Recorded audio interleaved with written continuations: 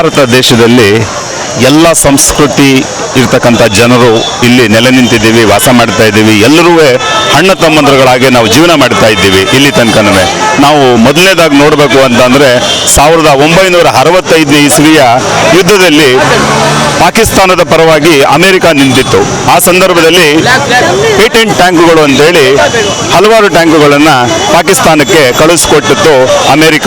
ಆದರೆ ಅಬ್ದುಲ್ ಹಮೀದ್ ಅನ್ನುವಂಥ ಒಬ್ಬ ವೀರ ಯೋಧ, ಮುಸಲ್ಮಾನ್ ಸಮುದಾಯದ ಒಬ್ಬ ವೀರ ಯೋಧ ಆ ಎಲ್ಲ ಟ್ಯಾಂಕುಗಳನ್ನು ಏಕ ವ್ಯಕ್ತಿಯಾಗಿ ಹೊಡೆದು ಉರುಳಿಸಿ ಆ ನಂತರ ಅವನು ಕೂಡ ವೀರ ಮರಣವನ್ನು ಅಪ್ತಾನೆ. ಅಂದಿನ ಸರ್ಕಾರ ಆ ವ್ಯಕ್ತಿಗೆ, ಯಾರು ಅಬ್ದುಲ್ ಹಮೀದ್ ಅಂತಕ್ಕಂಥ ವ್ಯಕ್ತಿಗೆ ಶೌರ್ಯ ಪ್ರಶಸ್ತಿ ಆಗಿರ್ತಕ್ಕಂಥ ವೀರ ಚಕ್ರವನ್ನು ಸಂದಾಯ ಮಾಡುತ್ತೆ.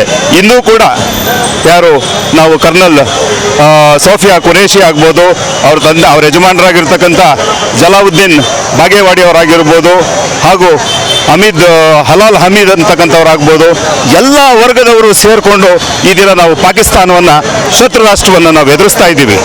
ಹಾಗಾಗಿ ನಾವೆಲ್ಲ ಇಲ್ಲಿ ಭಾರತ ದೇಶದಲ್ಲಿ ನಾವೆಲ್ಲ ಅಣ್ಣ ತಮ್ಮಂದ್ರ ಥರ ನಾವು ಜೀವನ ಮಾಡ್ತಾ ಇದ್ದೀವಿ. ಅದನ್ನು ಏನಂತ ಹೇಳಬೇಕು ಅಂತಂದ್ರೆ, ಹಿಂದೂ ಮುಸ್ಲಿಂ ನಾವು ಬಾಯಿ ಅನ್ನುವಂಥದ್ದನ್ನು ನಾನು ಈ ದಿನ ಹೇಳೋದಕ್ಕೆ ಇಷ್ಟಪಡ್ತೀನಿ. ಈ ಒಂದು ಹೋರಾಟದಲ್ಲಿ ನಮ್ಮ ಭಾರತಕ್ಕೆ ಜಯ ದೊರಕುತ್ತೆ.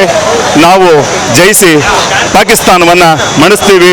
ಈ ಉಗ್ರಗಾಮಿ ಏನು ಚಟುವಟಿಕೆಗಳು ನಡೆಸ್ತಾ ಇದೆ ಅದಕ್ಕೆ ತಕ್ಕ ಉತ್ತರವನ್ನು ನಾವು ಭಾರತೀಯರು, ನಾವು ಅಣ್ಣ ತಮ್ಮಂದ್ರುಗಳು ಪಾಕಿಸ್ತಾನಕ್ಕೆ ಕರುಣಿಸ್ತೀವಿ ಅನ್ನುವಂಥದ್ದನ್ನು ನಾನು ಹೇಳೋಕ್ಕೆ ಇಷ್ಟಪಡ್ತೇನೆ. ಜೈ ಹಿಂದ್, ಜೈ ಭಾರತ್. ಹರಿಪ್ರಸಾದ್ ಅಂತೇಳಿ, ನಾನು ಜಯನಗರದ ನಿವಾಸಿ. ಬಂದು ಇಲ್ಲಿ ಈ ಒಂದು ತಿರಂಗ ಯಾತ್ರೆಯಲ್ಲಿ ಭಾಗವಹಿಸಿದ್ದೀನಿ. ನನಗೆ ಭಾಳ ಸಂತೋಷ ಆಗ್ತದೆ.